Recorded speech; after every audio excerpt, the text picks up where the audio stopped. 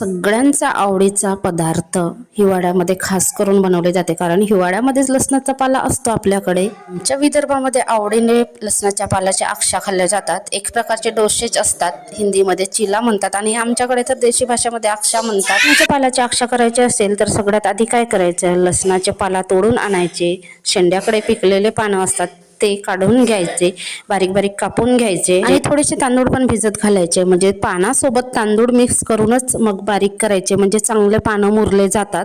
अक्षा करण्यासाठी चवीपुरत्या हिरव्या मिरच्या, कोथिंबीर आणि जिरा सुद्धा घातलेला आहे. पाना बारीक करत असतानाच लसणाच्या पाल्याच्या अक्षा करण्यासाठी आपल्याला नवीन तांदळाचं पीठ पाहिजे असते आणि त्याच्यामध्ये मूठभर आपल्याला गव्हाचं पीठ टाकायचं, जेणेकरून की आपल्या अक्षा मोडत नाहीत. अक्षी पसरवण्यासाठी आंब्याच्या पानाच्या अशा पद्धतीचा ब्रश करायचा, त्याच्याने अक्षा पातळ पातळ पसरवले जातात आणि तेल लावायचं मस्त, दोन्ही बाजूनी मस्त भाजून घ्यायचं कुरकुरीत होईपर्यंत.